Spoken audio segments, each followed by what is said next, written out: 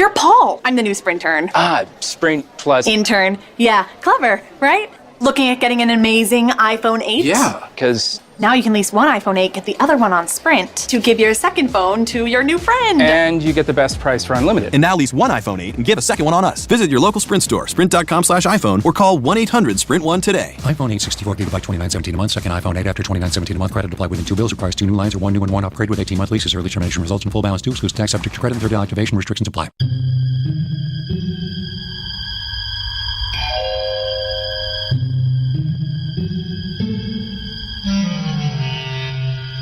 Archangels, ghosts, and Bigfoot. Oh my.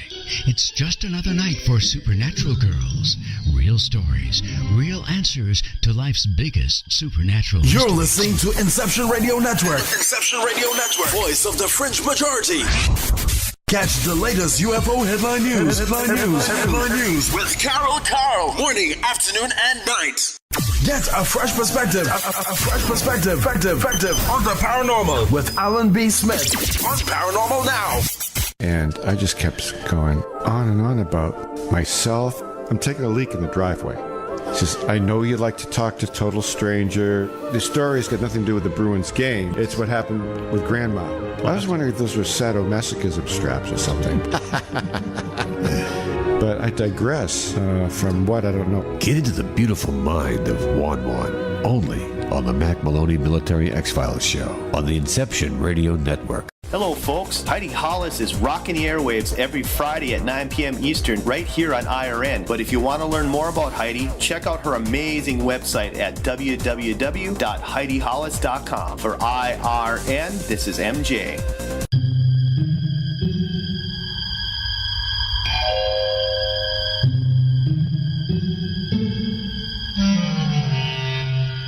Archangels, ghosts, and Bigfoot. Oh my. It's just another night for Supernatural Girls. Real stories, real answers to life's biggest supernatural mysteries. And now for another exciting interview with paranormal experts from this world and others. Here's your host, paranormal researcher Patricia Baker, on the one, the only Supernatural Girls.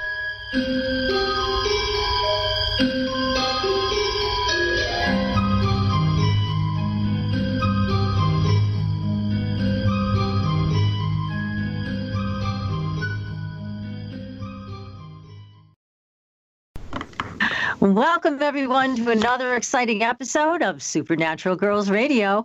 I'm your host, Patricia Baker. I am here with my co-host all the way from Tucson, Patricia Kirkman. PK, how you doing tonight? Absolutely fabulous. This beautiful weather that we're having. 90s during the day, cool at night. Finally, it's heaven. That sounds good. And happy birthday, by the way. Thank you. You had another birthday yesterday, so happy birthday again. Well, thank you. I get a double header this year. Woohoo! Yippee. So we have a great show tonight. We're going to be bringing on Grant Cameron. He is a world-renowned UFO investigator with a great book. Did you love this book? The book was fabulous. And in fact, Redstone. Both of us are going to show it's a great book. It is super. I loved it. It's terrific. And we're going to hear all about this huge UFO flap that captivated people in Manitoba. This was a big deal in Canada in 1975, I believe. But we're going to get all the details from Grant tonight. And so stay tuned, everybody, for this wonderful interview that's coming up. And in the meantime, we got to talk, you and I. Numbers. Yes, we do. What the heck is going on, PK? Well, you know what? I hate to say this, but we're in a universal 2-month. We're in a universal 2-day. And we are basically in a universal 2-year. So it's all going into everything that deals with partnerships, relationships, but predominantly females. What's the top of the news these days? All these women that are coming forth saying, hey, look what this guy did to me. So there we are, the overly sensitive. They're coming to their the top of the heap. They're not putting up with stuff anymore. So this goes back that when we went into the 2000s, we started to see more and more issues with women, by women, for women. And now, as you see online, everybody's going, me too, validating the fact that they've had issues. I wish some of the men would come forward that have had issues with the same type of situation, because it isn't just the women that have had You're right. issues It's with not this. just women. It is men. And, we've heard a number of times from people in Hollywood like Corey Feldman. And Corey has alluded to this problem with the pedophile culture in Hollywood, but he won't name names. So that becomes a problem. Now, with Rose McGowan, she was brave enough to come forward and point a finger at Weinstein. So that started the domino effect. But with, as you're mentioning, some of these men that have gone through similar situations when they were young boys in Hollywood, the names haven't come out yet. And until they do, unfortunately, it will continue to be a culture in Hollywood. So, well, the sad part about it is we've been seeing it through the news media with the women in the news prior to the, quote, Hollywood set coming out with it. It's been an undercover situation that's been talked about behind the doors, but never as much in the public as it has been. Bill Cosby, that was another big blow starting things, because things are never what they seem. We have to really take a look at going forward, speaking your truth, but let's not over dramatize the areas that aren't the real issues, because then you lose the effect of what's really true. Yeah, we want to know, who has been doing these kinds of things. If there's some legal issues involved, that they can be prosecuted, then terrific. But in this, there's a lot going on in Hollywood, and it's about time it comes out. It's about time people get to be treated fairly, whether they're male or female. It doesn't matter. Everybody deserves to be treated fairly. So it looks like, from what you're saying with the numbers, we're going to be seeing more of this coming out. Throughout this coming year, most definitely. Between now and September of next year, we're going to get a big dose of it, but it's going to be even more prevalent after October of next year. Believe it or not. Oh my God. Because there's so much more. It's like they're opening Pandora's box. And so people that have stayed quiet in the past, everybody's trying to cover their backside, the good, the bad, the ugly. It's all there. What we do with it, I hope somebody steps forward and makes it where people will honestly look at things instead of dramatizing or glamorizing the negative. Yeah, let's see what can happen. Well, this is going to be a very interesting time. I mean, it's very tumultuous, but it's interesting, all these, because you had said before, secrets will be coming out, and you certainly were right about that. So here we are. This month deals with some legal issues as well, so there's going to be more coming out. Oh, my. Yes. Well, I'm glad we're on the right side of all of this. Me too. I don't go on anybody's couch. I haven't been on his casting couch. But anyways, we do have some fascinating stories on our Facebook page. Bigfoot has been spotted and photographed in California. And there's been a number of witnesses. They said this one is the real deal. It's on our Facebook page. Take a look at the photograph. We're very interested to hear what you think when you see this photograph of Bigfoot. I think it's the real deal. I really do. And then we also had... Yeah, it looked like it to me. There's also a story about blue-eyed Indians, Native Americans. Very interesting tribe, very different kind of tribe from the others that we have learned about from school or wherever we learned about it, but a blue-eyed Native American tribe. That article is also on our Facebook page, as well as UFO sightings, and there have been a ton of them that have come out recently. So there's lots and lots of stories out there. We still have CreativeStrength.us offering everybody a free scalar treatment for 15 days. No credit card, no charge. You can just sign up, send them your photograph, and you can have that treatment from Tom Palladino. He's going to be coming back on our show in the next couple of months, talking about some advances with the scalar energy. It should be very interesting. And as usual, we've got a big lineup of terrific guests. We've got cryptid guests and Bigfoot guests and more UFO stories, some that have never been told to the public before. And certainly tonight, we have got a great story. I can't tell you how much I love the name Charlie Red Star. Yeah. It's so personal, isn't it? Yeah, well, it does. It makes you feel like you'd reach out and touch something. It does. It makes you feel like, hey, I could have met this thing, this Charlie Red Star. So anyways, well, let's bring on our guest in 1 second. I just want to tell you a little bit about him because he's amazing. Grant Cameron has been a UFO researcher since 1975. It's a long time. It was recognized as both the Leeds Conference International Researcher of the Year and the UFO Congress Researcher of the Year. He is a world-renowned expert on UFOs, conspiracies, and government cover-ups, and has spent decades watching, chronicling developments around extraterrestrial contact. Okay, he lives in Winnipeg, and he's here with us tonight. So welcome to the show, Grant. Thank you, Patricia and PK, for having me on. I appreciate your interest, and I think it'll be a good show. It's going to be great. Because you've got no doubt about that one, Grant. That's right. You've got one of the best stories. I mean, this is one of the longest UFO flaps ever, isn't it? Yeah, it was pretty big. Unfortunately, I didn't really publicize it the way I should have. Like a lot of other sightings got publicized. And what happened with this was I got dragged into this in May of 1975. Really didn't have any interest in UFOs. I had interest in near-death studies. I had done a research project while I was at university at hospitals, talking to chaplains about, does anybody ever see somebody before they die? And this is when near-death experiences first started. I was asking that question, did anybody have near-death experiences? Did anybody ever predict their death? And all these weird questions surrounding death. So I had this fascination with death, and I had a fascination with Edgar Cayce, but I had no fascination with UFOs that I can think of, or extraterrestrial. The only reason I went out to this small town, which is called Carmen, Manitoba, Canada, which is just above the North Dakota border, maybe about 25 miles, 30 miles north of the border, is that everybody in the town was seeing this thing, and the local media was picking this thing up. And so I said to my friends, we used to drive around this city. I live in Winnipeg, Manitoba, Canada, which is a pretty big city, 700,000 people. And I said, instead of driving around the city, why don't we go out to Carbon and see what everybody's looking at? And my friend said, this is maybe February or March of 1975.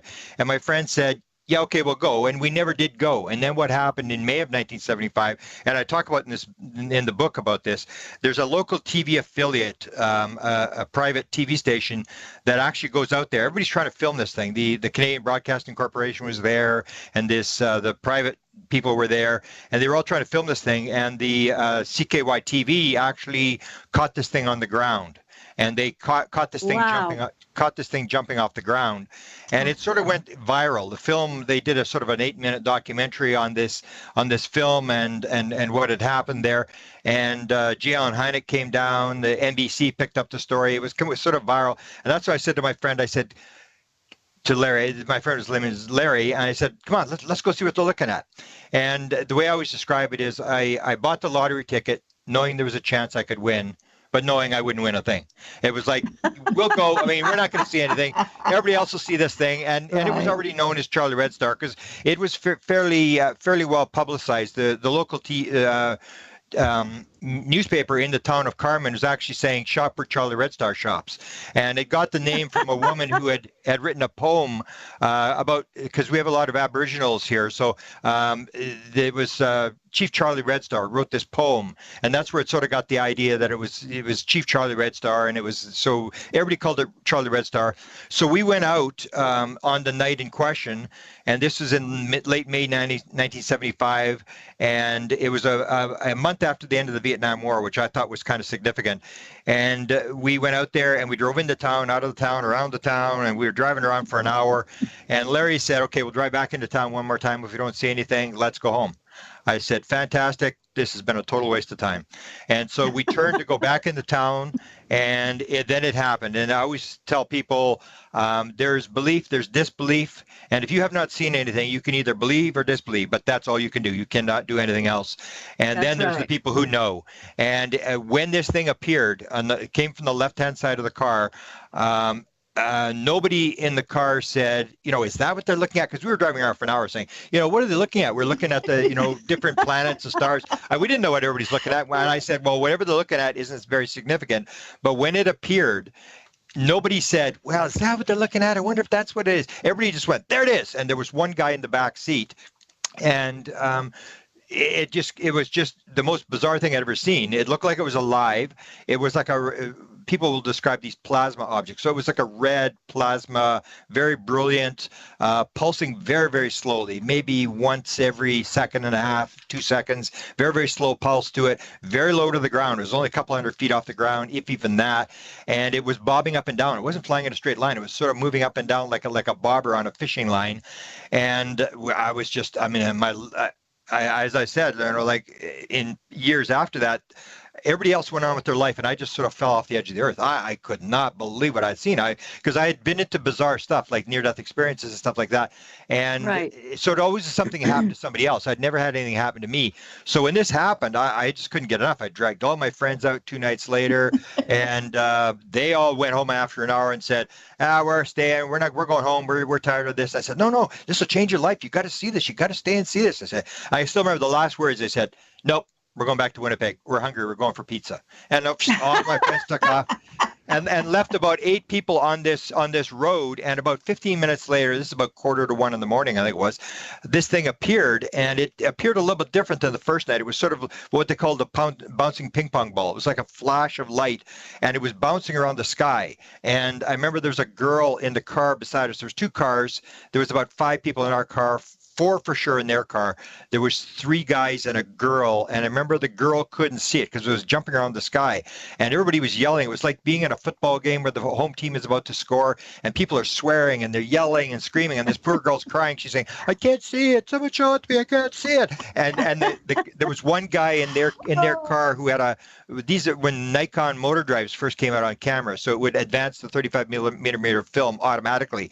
So all I can remember was this girl was crying. There was people yelling and screaming, and then I could hear this camera going click, zzz, click, zzz, click, zzz, and he was just literally unloading the camera as this thing was coming towards us. And it was very low to the ground. When it actually came in, the flashes stopped, and this object I'd seen the first night, this time it was coming directly at us, only a couple, maybe 100 feet, maybe a little bit more off the ground, coming directly at us. And I just couldn't believe it. And it made its turn, and it started to head sort of in a northeast direction.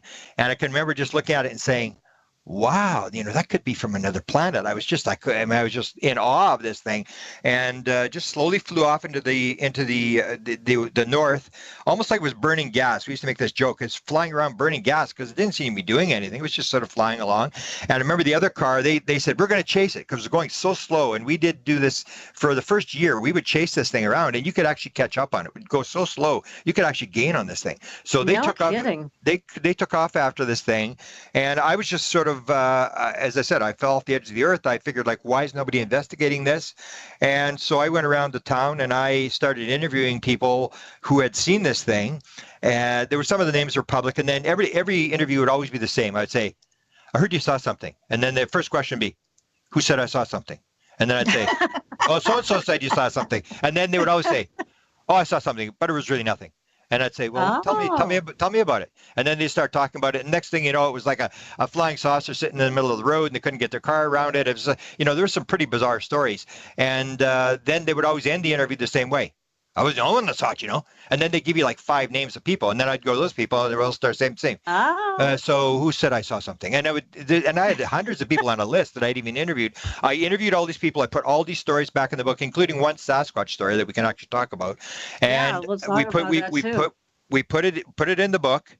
And I remember trying to get it published in about 1977, and all the publishers, basically, some of them looked at it, nobody really did it, and the local publisher who should have done it, because it was a famous story where I lived, and the local publisher said to me, "Mr. Cameron, you may believe in this kind of stuff, count me among the unbelievers." And I went, wow, I couldn't believe it. I said, "Oh, this has been a total waste of time." And I really have not done sightings since. I gave the manuscript to my sister, and everybody has somebody in their family who's like the hoarder, the historian, collects everything.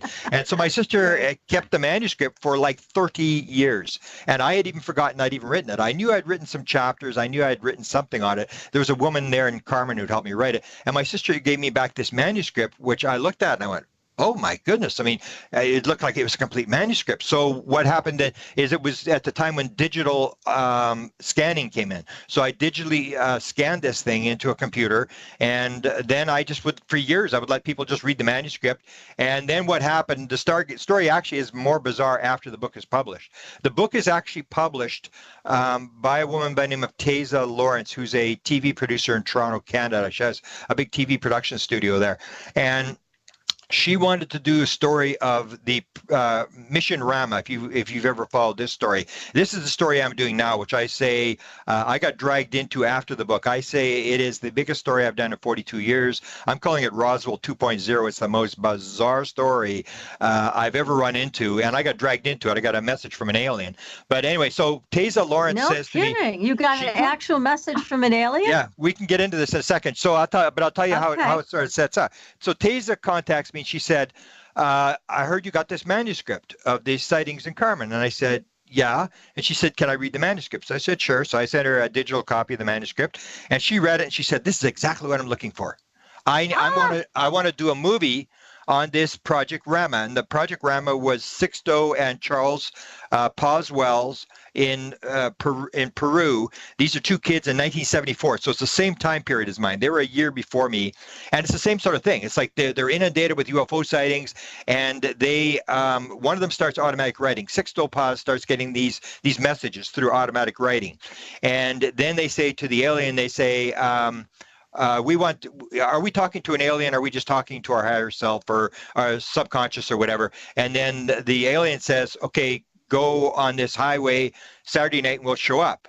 And so these two brothers go out there, and the thing shows up. So they drag their friends, almost the same as me. They drag their friends out there, and the thing shows up again. Then they actually have encounters where they go on the ship. They actually go on the ship. Then they bring their parents there. Their parents see it. Then they bring in this reporter from Spain comes, and the story's starting to pick up momentum.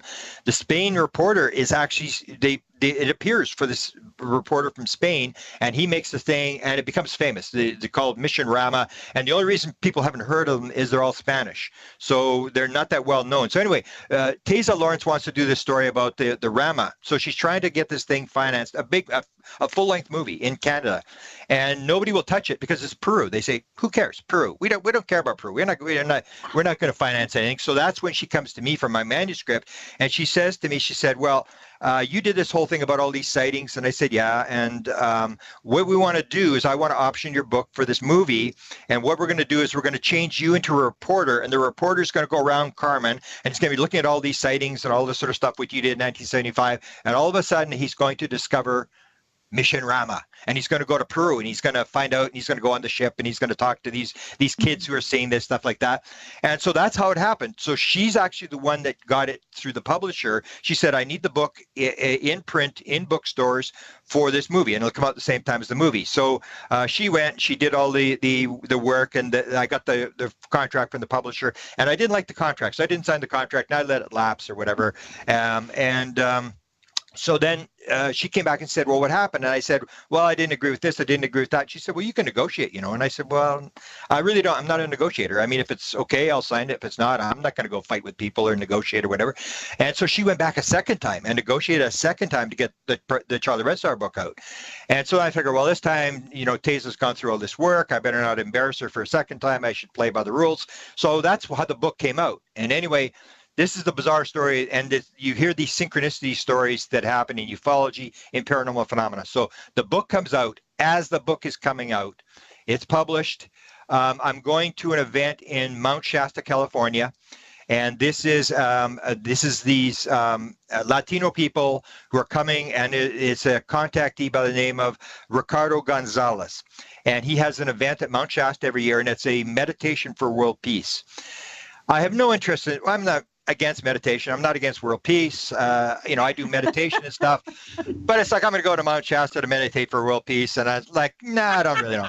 And anyway, the girl who helps me edit my books, I've done about 6 different books on different subjects, paranormal subjects. She's helped me. She's a legal secretary in Los Angeles, and she's really into this stuff. She's Latino. She's originally from Colombia, and she says, come to this meditation thing. And she's always helped me. She's always done this kind of stuff.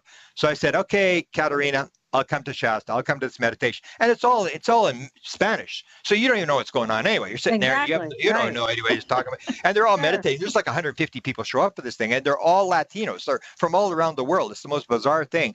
And there's only about 5 English people. And so I go to this thing, and as I'm coming through the desert, I'm with a girl from Winnipeg. Her name is Desta. She's a sort of a channeler, kind of an interesting girl. I'm coming through the desert, and all of a sudden her cell phone rings. And on the cell phone is Katerina, and she said, I've got a message from Paula Harris. I don't know if you've ever interviewed Paula Harris. She's in Boulder, Colorado. She runs a big conference in Laughlin, Nevada, where I'm actually going to tell this story next month. She's in Laughlin, Nevada, does this big conference there every November. And this message is from Paula to Grant Cameron, and it's from Antarel. And Antarel is this alien that is connected with Mount Shasta. And Antarel says, Antarel knows that Grant is coming to the mountain, and it's coming through Ricardo Gonzalez, who's the guy who gets the automatic writing, who gets the messages. So Ricardo says Antarel knows Grant's coming to the mountain, and there's going to be a programmed sighting, is what they call it, Saturday night. So this is Wednesday. And so I'm going, whoa, it's like, this is the second time I've got a message from an alien. So I knew from the first experience to listen, even though it sounds pretty weird. And so I figure, okay, all these Latino people, they all fast. They all do the vegetarian thing. So I'll play the game. So I go to this thing, and I knew that in 2014, 2015, the being had actually landed. And this is where the story gets really interesting. He had actually landed in the forest. It's what the Latinos call a zendra. Here we call them portals, but it's a zendra, where what they do is they create a bubble. And they create this bubble. It's sort of an interdimensional bubble. And what you do is they take 7 people into the bubble. And I knew that in 2014, 7 people had gone in, and there was 4 people outside who could actually see the alien. The alien lands. These people go in the bubble. And so I figure, okay, we're going to get to see the alien. Or, Saturday night, there's going to be this program thing. Sure. And you're going to finally see him. I'm going to see an alien. I thought this is pretty, so I do the fasting and I do all this sort of stuff. But what happens is during the day on Saturday, as we're waiting for this thing, and they're doing meditation and they're doing all this different stuff, I get Paula Harris, and I've been friends with Paula Harris for a number of years. So I said, Paula, tell me, where did this actually happen, where Antarel came down? And she starts walking across the field towards this forest, and we're up on Mount Shasta, up about 3,500 feet. And so I got my movie camera. So I start the movie camera going, and I'm walking across the field with her. She starts telling me this story, and it's actually bizarre when you're actually there. And then I'm standing by this little tree. He's standing on the other side of that log, and she's like 30 yards away from this being. And he's talking. She can't understand him. He's like 9 feet tall. He's wearing sort of a hood over top. He's got the silver hair. And so I'm filming this whole thing. And then we go down a little bit down the way, and she shows me a 2015 event took place. And so the 2014 event, there was 11 witnesses. The 2015 one, there was 9 witnesses. And it's almost like the Charlie Red Star, the Carmen thing. I'm going, why is nobody investigating this? This is the most bizarre thing, especially when you're actually standing on the site where it's happening. And I'm saying, and she's saying, Saul is standing here, and these other people, Mercedes is standing here, and Ricardo's standing behind me, and she's naming all these people, and I know who all these people are. So then she says, well, a lot of them are here. I said, well, can I interview them? So I started interviewing these people, and I'd go up to them with the camera, and they all were scattering. Nobody wanted to get interviewed. And she would gather them together, and she would say, tell Grant what happened. And then I'd say, did you see this alien? And they go, yeah, I saw him. And I said, what did he look like? And he said he was about 9 feet tall, and he had the second year he had like a bicycle suit, and everybody described the same bicycle suit. He was very muscular, and he had this. The bizarre thing was he had this thing on his chest with a triangle, and these sparks were coming off his chest. And everybody described the same sparks coming off this guy's chest. And I'm thinking, why is nobody investigating this? This is the most bizarre. And so I start filming these people, and I've filmed, I guess, about 7 people now, and I'm thinking, this is the most bizarre thing. I'm thinking, like, what can the skeptics possibly say? I mean, you've got 11 people who are standing within 30 or 40 yards of an alien, depending where they're standing. Exactly. And everyone's describing the same thing. It's like, and so I put it on Facebook. I put some of the videos that I take, and I put them up on Facebook.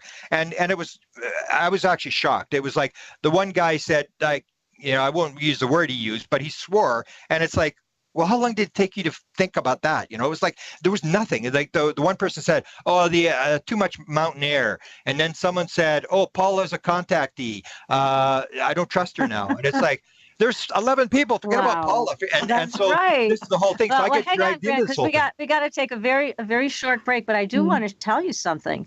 Yeah. We know all about Sisto because we had Don Oscar. Remember Don Oscar, PK? Yes, the shaman from Peru was on our show, and he told us all about Sisto, and he happened to be there.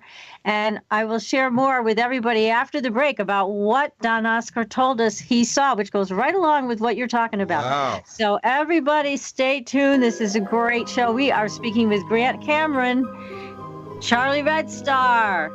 You're listening to Supernatural Girls Radio. We'll be right back.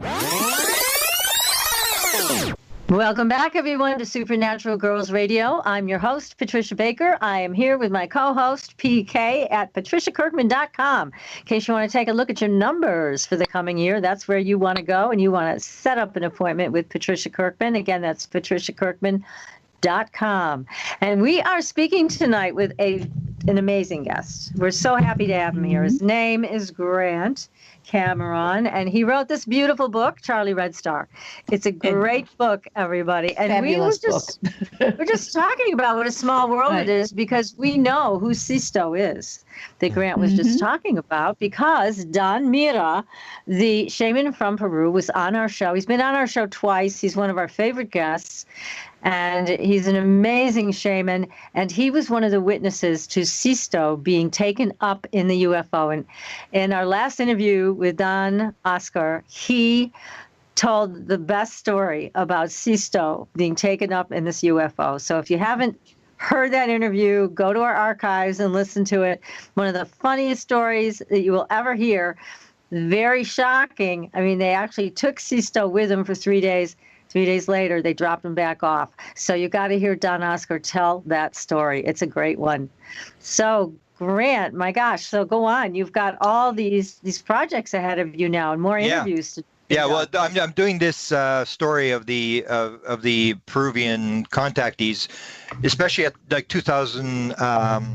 What I found out was that they had the event in 2014, 2015, where it landed in the bush, and they had like 11 witnesses the first time, 9 the second time. And then I found out I was coming down the hill, and the synchronicity things are just bizarre. Coming down the hill, and this woman had heard me talking a little bit, and she said, "Oh, thanks for the talk." She says, "I got a really weird story." And I said, "You're Paul. I'm the new sprintern." Sprint plus... Intern. Yeah, clever, right? Looking at getting an amazing iPhone 8? Yeah, because... Now you can lease one iPhone 8, get the other one on Sprint to give your second phone to your new friend. And you get the best price for unlimited. And now lease one iPhone 8 and get a second one on us. Visit your local Sprint store, sprint.com/iPhone, or call 1-800-SPRINT1 today. iPhone 8, 64 gigabyte, $29.17 a month. Second iPhone 8 after $29.17 a month. Credit applied within 2 bills. Requires 2 new lines or 1 new and 1 upgrade with 18-month leases. Early termination results in full balance due. Excludes tax subject to credit and third activation restrictions apply. "Oh, really? Would you tell it on camera?" She said, "You don't you put it on camera?" I said, "Yeah." So I stand right there. I don't know what she's talking about. And 2016 was the 1 year that they didn't do the flyby, or they didn't land or anything like that. And so she starts talking about 2016. She's from Mexico, and she got these numbers in her head. She can figure out what these numbers are, and then she gets the numbers, and she figures out its coordinates, and it's Mount Shasta. She's trying to figure out, why should I go to Mount Shasta? And she eventually figures out she's supposed to go to this meditation thing. So she comes, and she said there's some sightings and stuff that nothing out of the ordinary. And then she's down in the crystal shop. I don't know if you've ever been to Mount Shasta. There's a town there, and there's all these crystal shops and New Age places and stuff. And there's this big giant crystal shop that we were actually in. And she said she's in the crystal shop, and this Evika, who is like the female alien in this crew that is the commander, is there, and she's very, very tall, a woman, very, very tall, and she's walking around in this crystal shop, and the woman says, "I'm looking around, and nobody's noticing her." She's walking around, and then she's trying to get a hold of her friend, her girlfriend, and her girlfriend's playing on her cell phone. She's trying to say, "Evika's here, look, she's right there," and she describes this whole thing, and so then you get that synchronicity, and then there's a woman who was in the event when I was there in 2017. They said there would be this programmed event, and then Ricardo, who's the contactee, who's sort of like runs the whole thing. He's sort of like a Sixto Paz type guy. And he gets the message it's going to be 9:33. The event is going to take place. And there's a woman who's a PhD psychologist. Her husband's a neurologist, so I can't out her. But she gets the message. She actually showed me the message. 9:33, this would happen. We're sitting there at 9:33 on like last August. And all of a sudden, this flash occurs. It was the weirdest thing. This is how I get dragged in. Like when this producer's doing this story about Rama, I have no interest whatsoever. Like, I don't care. Option the book. I'm not interested in this contactee story. And suddenly, I'm in the middle of this thing. Now, this Antarel is from the same planet. He's not the alien that Sixto was dealing with. Oxtolt, I think was the name, and this one is Antarel, but it's from the same planet. The planet is Apu. So suddenly I'm in the middle of this Rama story that's part of this book thing, and I look up over my head. It's 9:33 this happens. I don't realize that two people have made this prediction, and this usually happens. There's a prediction exactly what's going to take place. I look up, and there's this flash of light above my head. And I look at this thing. Somebody saw it before me because they were beaming that, one of these laser beams above my head. And I look up. I guess I got the second flash, and there's brilliant flash. And I'm looking for the object. I'm looking, and I can't see any object. And then it flashes exactly the same spot again. And then I put my head down because it was so high above me. And I'm thinking to myself as I'm looking up, I'm going, this is going to sound really egotistical because it looks like it's right above my head. And I'm thinking, it can't be above my head. It's got to be above the group because there's a group of 130 people and everybody's oming, everybody's meditating, trying to raise the vibration of this group. And this thing is happening over my head. And I'm thinking, no, it looks like it's right above my head. And other people in the group said the same thing. It looked like it was above my head. And this is the whole thing. I had been told that Antarel was going to come. And then there was, I think, about 8 flashes over about 30 seconds. All the flashes were in the same place. I remember there was this giant cheer, and the people said they'd been there for years. Nobody ever saw this sort of giant cheer and applause, and this giant flash went off above my head. And so when it was over, then Ricardo sits down and he said, I've got a message from Antarel, and it's pitch black. We're in the middle of the night. It's pitch black. His wife takes the cell phone. She puts the cell phone. He has this little tiny, looks like a little diary, a little black diary, opens the diary. And the first time I've ever seen anybody do automatic writing. And I was like, where's my camera? Why don't I have my camera now? Because he's writing, and he's just like across the page, and he's writing like a mile a minute. And his wife is holding the cell phone and to light up the thing, and he turns the page, and he goes like this. And there's the girl beside me that got the message on her cell phone is a channeler. And I said, look, he's doing automatic writing. She says, no, I think he's just channeling. And I said, no, it looks like automatic writing to me. And he was like going a mile a minute. And all of a sudden, he was going across the page. And all of a sudden, he was going sort of sideways on the page. And then he's going straight up and down. And I said, look, he's going straight up and down the page. This is the most bizarre thing. And he's going a mile a minute. He's writing up and down the page and turning pages as he's writing. And she said, no, it's just the way he's holding the book. And I said, no, he's going up and down on the page. And then he closes the book, and he sits there like in a meditative state. And all of a sudden, gets up again, opens the page, and starts writing again. And so he gets a message from Antarel. And the second message, when he does another one, is from the Savika, who was down in the crystal shop. And I'm thinking, like, you can't make this stuff up. And then I find out the woman that made the prediction of the 9:33, this psychologist who works with autistic children and stuff, that there was an event in 2008. She was there, and there was a Zendra there, and she was the only one allowed into the Zendra. Then I found out there was an event in 1994 at Shasta with 49 people went through this Zendra, 7 at a time going into this Zendra, and one of them is a United Airlines 747 pilot who's on the record. And I'm thinking, like, this is the most bizarre story. And so I'm basically writing up this story. This is my next book. And I'm busy trying to track these people down. And a lot of them are going off the record because I said, fine, whatever. And what I find is that once the people have the encounter with the alien seems to follow them around. They get messages. The thing shows up at birthday parties. And it's like he's following these people around. And even you? When I talked to a psychologist, she said, like a lot of people getting predictions as well. When I talked to a psychologist, she said, "Oh, I've got another message for you." And I go, "You got another message?" And it's like, so what's that? "Oh, you're supposed to write about this." And I said, "I think I already figured this out." Because when I saw these people, I'm thinking, somebody's got to write this down. This has got to be an easy book. 2012, 2013, there's an event. Right. 2014, 2015, 2016, you just put them in chapters. It'd be a simple thing just to put it out, because a lot of my books I self-publish. So you just put it out, put it on the record, and get this bizarre story, because to me, it came down to, like, what can the skeptics possibly say? With 11 witnesses who are all saying the same thing and who are face-to-face with an alien, to me, that's the better than any story I've done in 42 years. It's a great story, and I hope you are writing it as we speak here, because it's fantastic. Yes. And like I said, we'll put you in touch with Don Oscar too, because you may find him a very interesting part of this story. And again, for everybody who wants to hear that interview, it's in our archives. Yes. It's the second interview that we did with Don Oscar. It's mind-boggling. So let me get to some of these questions, Grant, because you've got a lot of people having a lot of questions for you. Let's see. How did the local government and police, this is from Bloody Marandra, how did the local government and police handle the questions from the resident of this town? Now they're talking about in Manitoba. Okay, well, it's sort of the skeptical thing that we had. The federal police force was there. The Royal Canadian Mounted Police was stationed in the town. They don't have their own police force. And two of their police officers, the RCMP guys, said they saw it, and they were transferred out. And then I tell a story in the book, this bizarre story where we have this light on the road. They put these little monitors down on the ground. They're like small orb type objects that are on the ground. And I'm flashing lights at it. And then this big object comes and sits right on top of the car. And minutes after that, the Royal Canadian Mounted Police pulls in behind the car. And I've got these kids in the back seat. And I said to the kids, watch this. I'm going to get this guy. So the Royal Canadian Mounted Police guy comes up. I roll down the window and he sticks his flashlight in and he says, so what's going on here? Because we're in the middle of nowhere. Like, there's no towns or anything. Because we're sitting in the middle of the country and completely dark and stuff. And I said, see that object? And this clear triangle with two red lights on the front and a green light in the back. This clear triangle still flying away. And he looks up and he goes, yeah, I see it. And I said, well, we're looking at these lights down at the end of the road.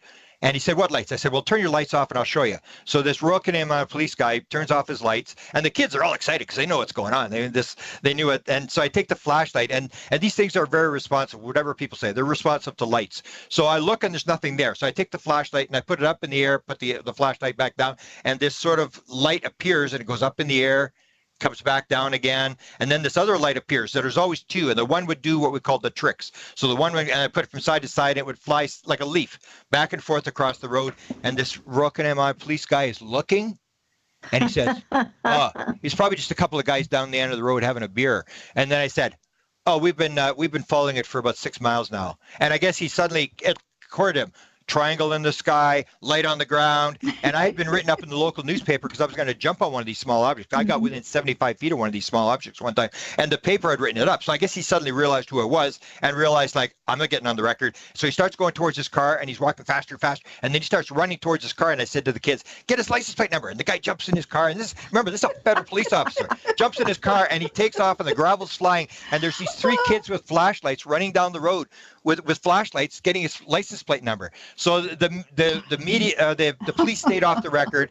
The government in Ottawa, the federal police, or the federal people, it went to the National Research Council, and they came up with this thing. They said, oh, it looks like the Winnipeg to Las Vegas Frontier Airlines flight. And it was like, come on. I mean, because we would see this thing go overnight, and at 35,000 feet, it's a little flashing light, 35,000 feet up. And it's like you're like banging your head against the wall. So that was basically what it came down to. Oh, my God. Well, here's another question for you. This is from Francis Savage, who's asking, do you think that Canadians are just as passionate about UFOs as Americans are?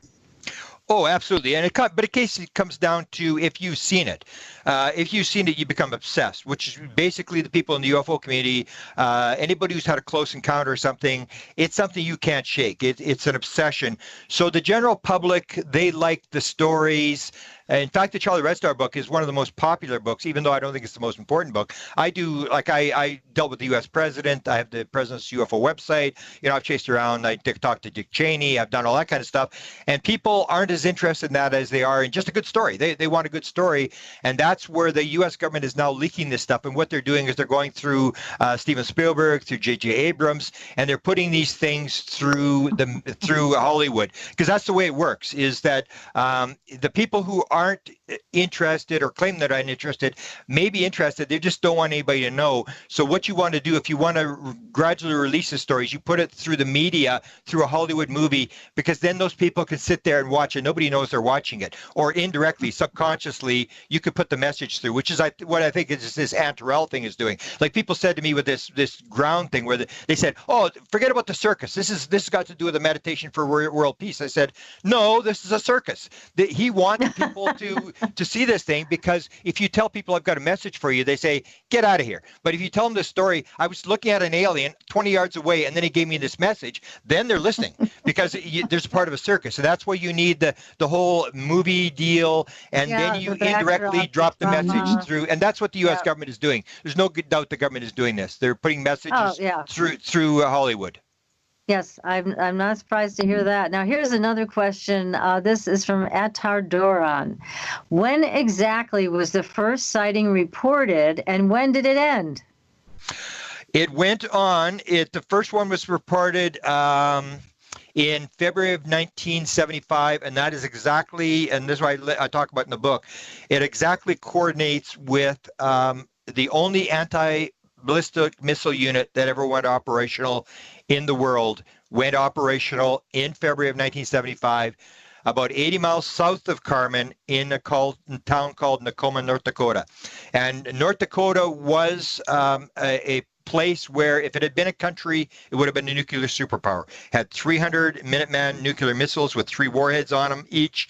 And we all knew in Winnipeg that if the Americans and the Russians ever got into it and there's a nuclear war, we were the first to go, because every Russian missile is going to land short right on top of us. So we all knew that North Dakota had these missiles. So what happened was, this is pre-Star Wars. In 1980, Reagan wanted to put it in outer space, but in 1975 they had built it on the ground. And what they had done in February of 1975, they had installed 100 more nuclear missiles in North Dakota, and that was to protect the missiles in North Dakota, because the number one target of the Russians is not Washington, it's not LA, it's not New York, it's the missiles. Because unless you take out the missiles, you ain't going to see what happens to Washington. You've got to take out the American missiles before you can go for the city. How interesting. So they were trying to knock out these missiles. So the period of time was from February till about the end of the year, when it was very, very heavy. And that's when the Americans negotiated with the Russians in November of 1975, agreed to shut down the only anti-ballistic missile unit. They started taking the missiles out, and the UFOs went away.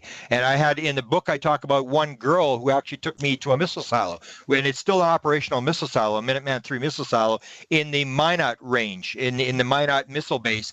And she even told me the story that they go to the fence. What they would do is, the kids, what they would do, they lived in this town called Coolsroot, North Dakota. It was a little tiny town, about 300 people. And what they would do for entertainment is they'd go to the missile silo and they'd throw stones at the fence, and they'd try to climb over the fence or whatever. And there was a big, huge tower that had a yellow light on it. And what they would try to do is get the yellow light to go off, and then they'd run as fast as they could back to town before the security came. And that was their entertainment. So she said they went to throw stones at the fence one time, 3 girls about 9 years old, and they were looking, and this UFO came out, and she took me. I was actually there, took pictures at the missile silo, and I said, "Well, where did you see the UFO?" She said, "It came out of that metal thing over there." I said, "Are you sure it came out of the metal thing?" She said, "Yeah, it came right out of that metal thing." And that's where the missiles, right underneath the metal. That's the roof of the missile silo.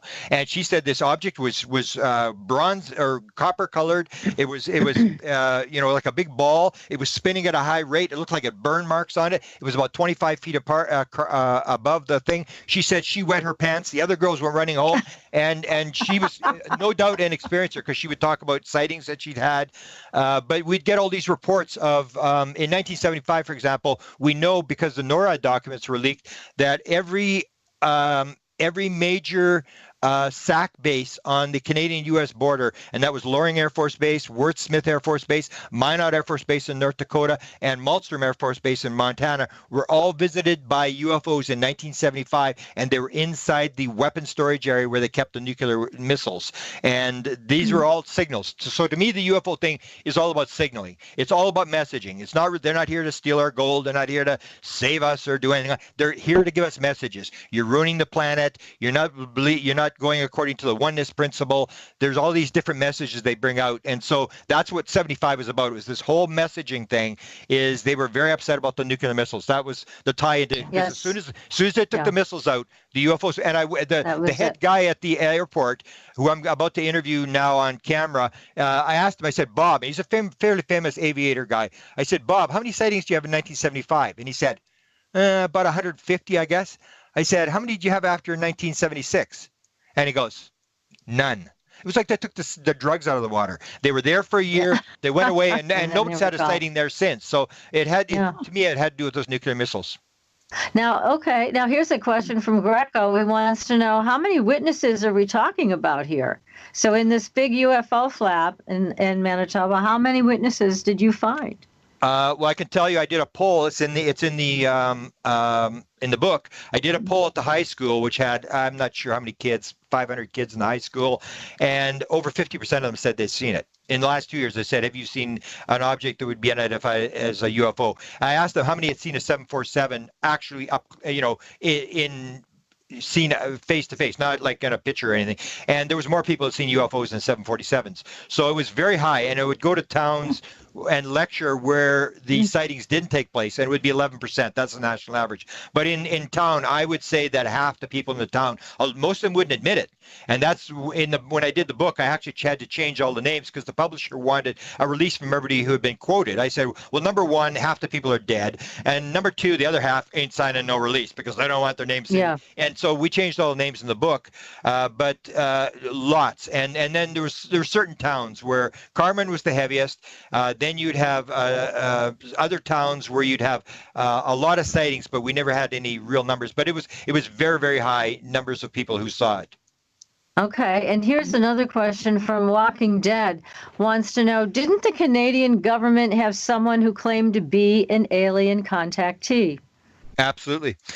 This is where when I got this whole thing with the Apu planet, where I got my message, and I already knew about contactees because the guy who ran the Canadian government UFO program from 1950 to 1954 was actually a contactee, and we kept it very secret for a number of years. Because now it's kind of okay to be a contactee. In those days, in the 70s, it wasn't okay to be a contactee. You were seen to be like a nutcase. And he ran this project from 1950 to 1954, and he has the most famous document that I say, UFO document. It was a document because he was a very high-level guy in the Canadian government. He was the chief radio engineer, and he also ran Radio Ottawa, which was like the NSA of Canada. They would be picking off Russian communications stuff. So he would be down in Ottawa, in Washington, and in 1950, he was interested in UFOs, so he put a message through to the Americans and through the Canadian Embassy in Washington, and what they wanted to know from the Americans is, what's the deal with flying saucers? And he writes a top-secret memo in November of 1950, and in that top-secret memo, he said, we made discreet inquiries through the Canadian Embassy in Washington, and we were told the following things by the Americans. Flying saucers exist. It's the most highly classified subject in the United States, rated 2 points higher than the hydrogen bomb, which wouldn't be detonated till 2 years later. There's a small group headed by Dr. Vannevar Bush who's trying to figure out how they operate. The subject is of tremendous significance to the Americans, and he also said, and we've also been told by American officials, that other things might be associated with the flying saucers, such as mental phenomena. And they aren't doing very well because they said if we're working on it, they're willing to exchange credentials and talk to us. So in 1950, they knew flying saucers existed, and they knew that there was a mental connection to it. Now we know aliens are telepathic. We know this. We know there's this consciousness connection to the UFO subject. In 1950, nobody was talking to aliens. Betty and Barney Hill weren't around. There was the first contactees wouldn't appear till a couple of days after the detonation of the hydrogen bomb in 1952. Yeah. Nobody was talking to aliens, so how did they know that there was a mental connection to UFOs? Yeah, exactly. Let's hang on to that thought. We got to get back to this one. We're going to take another very short commercial break, and we will be right back. You are listening to Supernatural Girls Radio. We'll be back. Welcome back, everyone, to Supernatural Girls Radio. I'm your host, Patricia Baker. I'm here with my co-host, PK, and our amazing guest tonight. It is Grant Cameron, who's the author of this book, which we highly recommend. How about that? Charlie Red Star. It is a great is book with a great name. fabulous. It's amazing. It really is. Yes. It really is. It's a super book.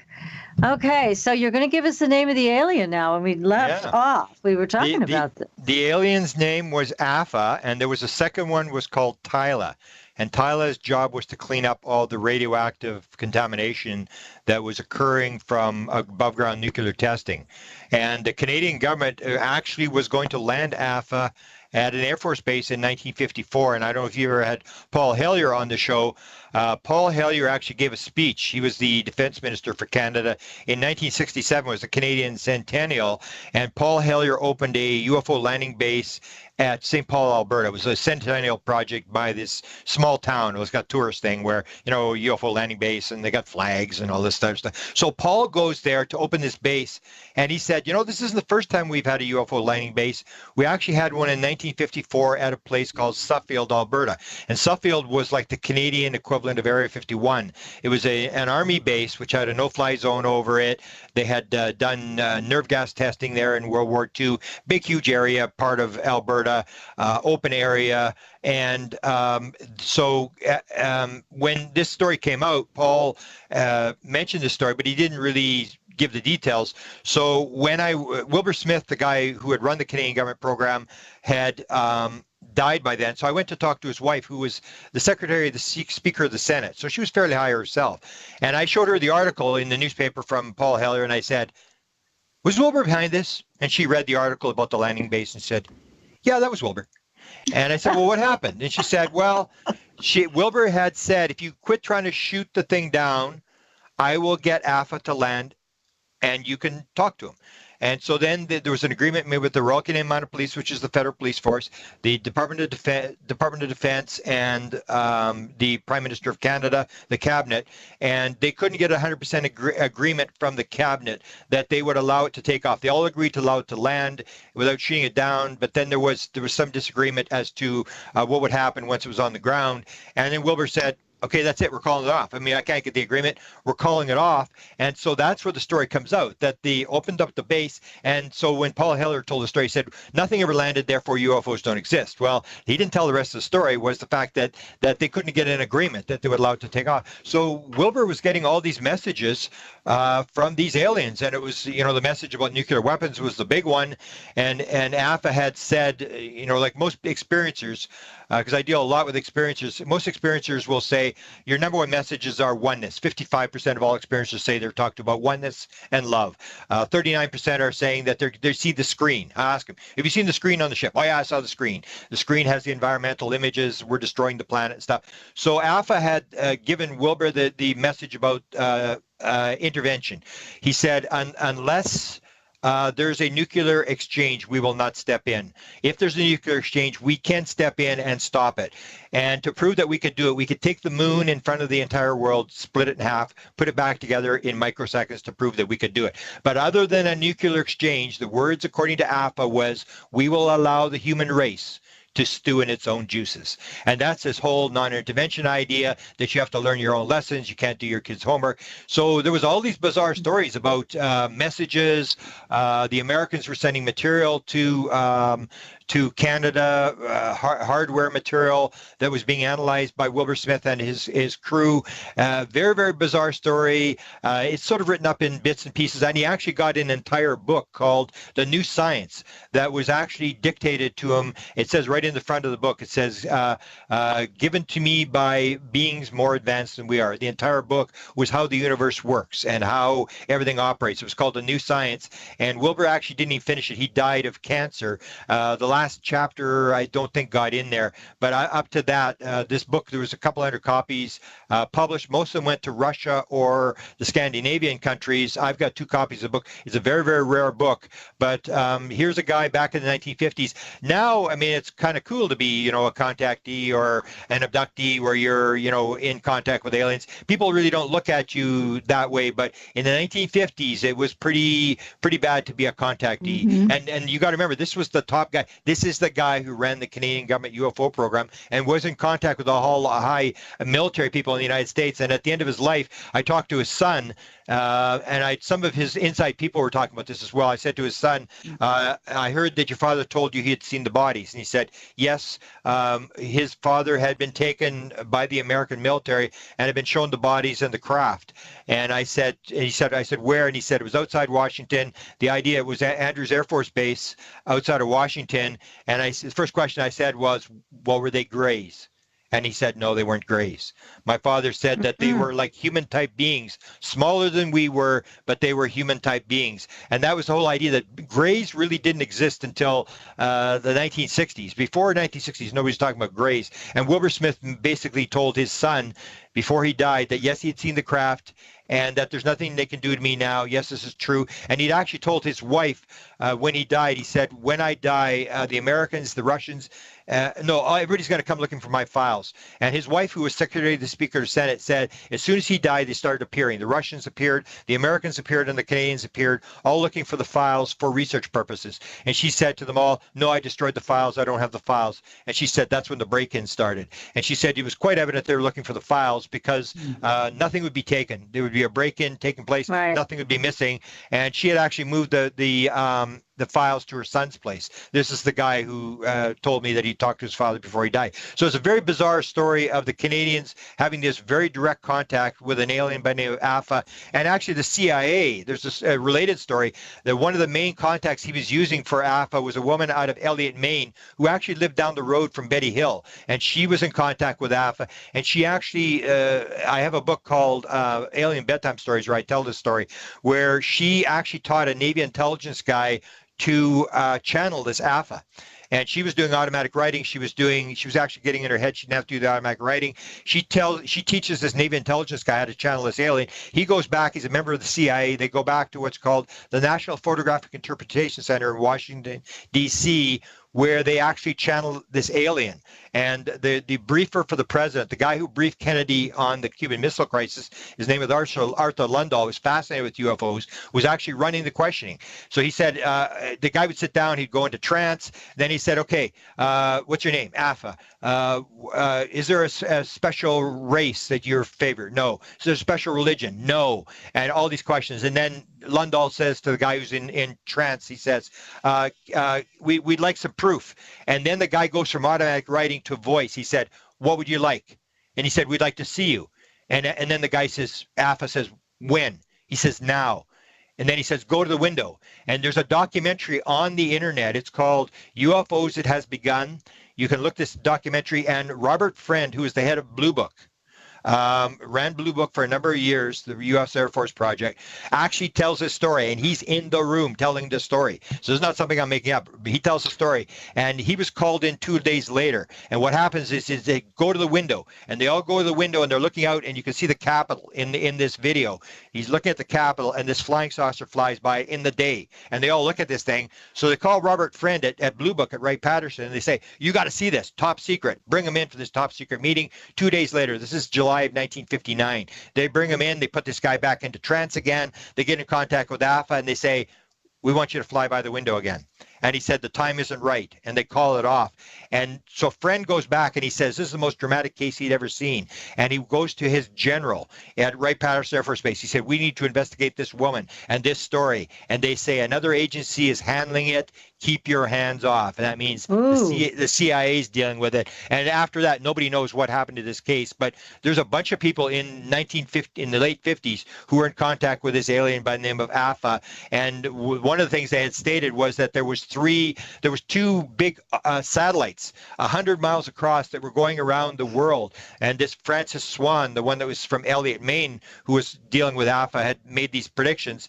And they actually detected. It's in Aviation Week. It's in New York Times. It's in a lot of things where in 1954, they detected two objects rotating the Earth. And the explanation that was given... You're Paul. I'm the new sprint intern. Sprint plus... Intern. Yeah, clever, right? Looking at getting an amazing iPhone 8? Yeah, because Now you can lease one iPhone 8, get the other one on Sprint to give your second phone to your new friend. And you get the best price for unlimited. And now lease one iPhone 8 and get a second one on us. Visit your local Sprint store, sprint.com/iPhone, or call 1-800-SPRINT1 today. iPhone 8 64GB $29.17 a month. Second iPhone 8 after $29.17 a month. Credit applied within 2 bills. Requires 2 new lines or 1 new and 1 upgrade with 18-month leases. Early termination results in full balance due. Excludes tax subject to credit and third activation restrictions apply. Was that these were natural satellites. Well, if they're natural satellites, they'd still be going around the Earth. They aren't going around the Earth. And it basically substantiated the fact that there may have been these two huge spaceships in 1954 that were flying around, and that the Canadian government and the CIA were actually in contact with these two spaceships that were orbiting the Earth. Incredible stories. Wow. And now we asked this of all the UFO experts to come on our show. We'd like to know your opinion, Grant. Clearly, the United States government wants to keep all of this under wraps. Why? Why do you think they're... I wrote a book called Managing Magic, and I say, no, that's not what's happening. What I say is, and I'm doing a webinar tomorrow night on this whole thing. If you're following the Tom DeLonge story, Tom DeLonge's this famous rock guy who claims he's got all these high-level government people. He does have high-level Okay, so I'm doing a webinar. I'm going to do a webinar tomorrow night, and I'm going to explain this whole thing. What I say is going on, there's three options. Either they're covering up, they're not covering up, because if they were covering up, they would do what Canada, Great Britain, Australia, Peru, Brazil, every other country in the world has done. You would just shut up and quit talking about it. They're leaking. I mean, I got an invite to be a part of a program from the CIA, and I said, well, I don't want to play the game. They're leaking this stuff big time. If they wanted it to disappear, they do what Canada did. The Canadians ran an operation from 50 to 54. Everybody always asks me, well, you deal with the U.S. president. What about Canada? What's going on in Canada? And I always say the same thing. I have not the foggiest notion who in Canada is involved, what's going on. They shut the program down in 1954. I have no idea. The United States of America is the only place where you get leaks of documents, of whistleblowers. It only happens in the United States. It doesn't happen in any other country where you get these whistleblowers. People will say, oh, the other countries have disclosed their documents. I say, no, they haven't disclosed their documents. All they have done is release their sighting files. That's the junk stuff. That's like some guy writes a letter to the president. Oh, I've seen a UFO. That doesn't mean anything. What the files you want to see is the top secret files. Like I referred to this Canadian government document, the top secret file where it says flying saucers exist. We're talking to the Americans. The Americans told us this. None of those files. Nobody's released those. So they're not covering up, but they're not disclosing either. Because if they wanted to disclose, they would go to New York Times, Washington Post, CNN, Fox News. They'd have a news conference. They'd show them where the bodies are. They'd show them the crafts. They'd bring in the president. They'd do that kind of stuff. So they're not disclosing, and they're not covering up. They're doing something in between, which is this Brookings Institute putting out a study in the early 1960s which said you have to acclimatize the people to what's going on. You cannot drop this into the population, because it's well known in the book Managing Magic. I have a chapter called The 64 Reasons They Decided Not to Tell You the Truth. And there are some very good reasons. The stock market might just melt down, and there's nothing you will be able to do to stop it. If suddenly somebody says, oh, this will be a great way to make money. I'm going to short the stock market. I'm going to short oil stocks because they're going down. Then his algorithm starts shorting the market. Then all the people with stop losses, all their stocks go down. Then they start selling, and the market starts to melt down. When the 9/11 happened, the stock market melted down, and they shut the stock market. And the way they could open the stock market was to say, if anybody stands up on a plane and tries to hijack a plane, we're going to have marshals on the plane and we're going to shoot them. The problem is with the UFO thing, the story is, and this is true, they are running the show. The government has no control over what these people. There's a high-level CIA guy by the name of Jim Semivan, who was a briefer for President Bush. He was a high-level briefer for the president, who was asked. He's an experiencer. He had the beings in his room, and he was asked, who's running it? And he said, they are. He even talked about the fact that the president had been abducted. They took the president during a news conference. They shut the entire news conference down, and they took the president and brought the president back. The president said, I was abducted. I was taken. And they did it for one reason, the same as they do when they shut down the nuclear weapons. They've been in and they've shut down nuclear missiles and stuff like that. It's just to say, we're in charge. We're running the show here. So that kind of stuff, you don't want the government out there saying, we don't know what's going on. We have no control. The president is the most powerful guy in the world. You want him, he knows all the answers. He doesn't know the answers to this. This thing is beyond our control. These Which president was abducted? We don't know. Jim Semivan never stated who it was. We do know, if you've ever interviewed Vaughn Smith, who's big regressionist out of California, she has an event happens at the Coronado Hotel off the coast of California, and Bill Clinton is there, and she is told by inside sources that Bill Clinton and 2 Secret Service agents were abducted. He was at the hotel at the time when all these abductions took place. But I asked her, I said, was there a news conference? And it doesn't appear there's a news conference, so it looks like it's a different story. But it's this idea that we have control, that we can do this kind of stuff. The government for sure, and the aliens are doing the same thing. Like you get this Antarell thing. So Antarell shows up, he lands in the bush, but then he disappears again. It's like the breadcrumb thing. What they're doing, both the government and the aliens, is leaving these breadcrumbs. They're forcing you to think. They're forcing you to try to figure this thing out. They're just making us think. If the aliens wanted to disclose, they would land on the White House lawn. They haven't. And if they wanted to disappear, we know through abduction experiences that nobody ever sees anybody getting abducted. It never happens. You don't see anybody getting abducted. So when they want to be cloaked, when they don't want to be seen, they're not seen, which means when you see a UFO, you're part of the game. They want you to see them. Why do UFOs have lights on them? So you can see them. It's all a part of the game. They want you to see it. They want you to think. They want to raise consciousness. And the government's doing the same thing. Because the Brookings Institute report said you cannot drop this on people because you're going to have a lot of problems.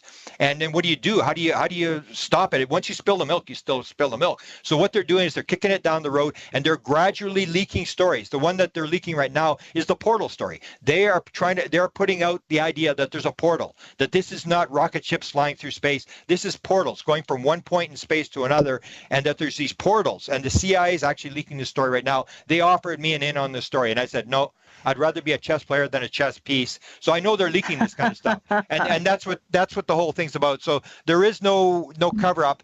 But if you do look at why they're playing the secrecy game since 1947, is they're building weapons out of the thing. So if we're the West, we're the good guys, we're the light on the hill.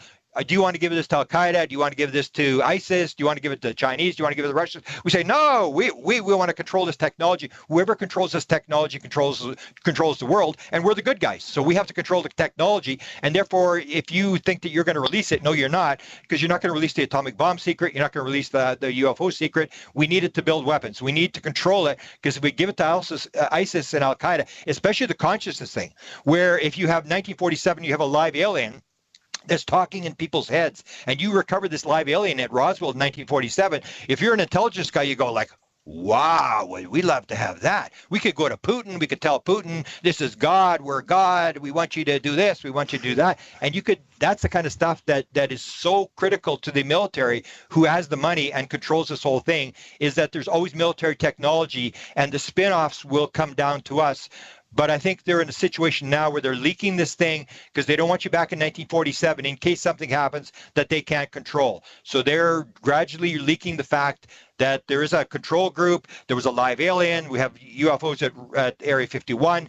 And what they do is they surround it by disinformation so that when the story comes out, everybody says, it's just garbage. And it's always plausible deniability that you can't prove the story, but they're basically telling us a story through Hollywood, through fiction, through bad witnesses and that kind of stuff, where they're acclimatizing us to the fact that we're not alone. Well, that's really interesting, Grant, and how you are seeing this, all of this going down. Now, here's a question from Preston D. asking, do you believe Paul Hellyer was being told the truth? And then this disappeared. By the people who were telling him stories about UFOs. Preston, it must be Preston Dennett. Okay, here's the story. Paul Hellyer told this story in 1967 about the base. So when I confronted him about this, he said, I did not write the speech. I do not know anything about this. I just read the speeches that were written for me. And so that story he got from somebody else. He got one story. When he was the defense minister, and he was actually the deputy prime minister. So he was actually like the vice president of Canada at one point in the 1960s under Trudeau. And so when he was in as the defense minister, he told me that he was doing other things. There was UFO reports coming. He wasn't interested. He didn't care about it, and he didn't know anything. What happened was that there was a book by Philip Corso came out on the Roswell crash, and he had been given a copy of the book, and he was sitting there during the summer. He sits at his cottage and he reads, and he's reading this book by about Roswell, and his son-in-law comes to him and he says, "What are you reading that garbage for? That's absolute nonsense." And so Paul goes, "Really?" And so he puts the book down, and his son works for a general, a 2-star general. So the son goes and he says, "Oh, my father-in-law is reading this stupid book," and the general says, "Well, it's for real." So he goes to Paul and he says, This is for real, and he gives this 2-star U.S. Air Force general's name to Paul Hellyer. Now, Paul Hellyer knows nothing. He has no idea what's going on, so he phones the general, and he said, "I'm reading this book by Corso, and I want to know, is this real?" And the guy said, "It's all real and more." And he basically confirms to Paul Hellyer, this is real. This story's for real. So Paul starts going out, but then Paul makes the mistake of he listens to what everybody says, and he starts repeating all the rumors, all the stories.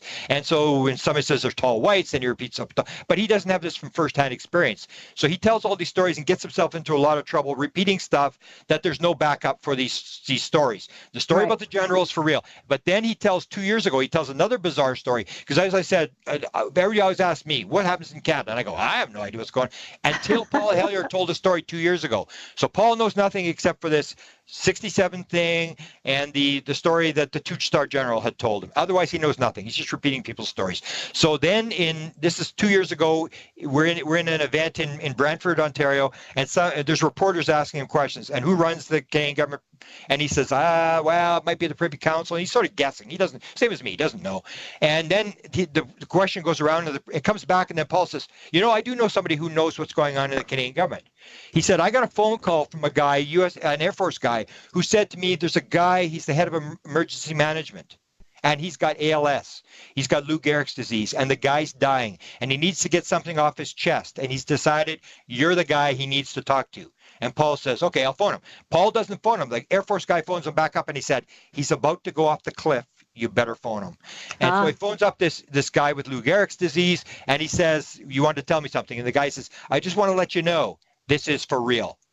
He said, I was taken to the CIA. I was forced to sign my life away.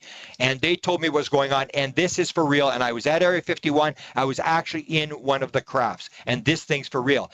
This makes sense because this is emergency management. And this is why I talk about the stock market melting down, the 64 reasons, all the things that can go wrong if suddenly it gets released and you go, oh, I didn't realize this was going to happen. I didn't realize that was going to happen. And the horse is out of the barn and you're trying to put the horse back in the barn again. And emergency management, there is no doubt that the U.S., the Americans, the Canadians, everybody's got a plan. What happens if there happens to be a crash of some emergency management? So the emergency management guy, you got to put money in the banks. You got to stop the run on the stock market. You've got to do this, you've got to do that. All these different things that might happen if suddenly this story gets out. That's what makes sense. And in the United States, FEMA is the organization. And I was told by one of Stephen Greer's witnesses that FEMA is where it happens, at Mount Weather. This is where they take the president. If there's a nuclear attack, they take him to Mount Weather, Virginia. Underground, this is where the facilities with all, they're interacting with all the embassies around the world, all the military and stuff like that.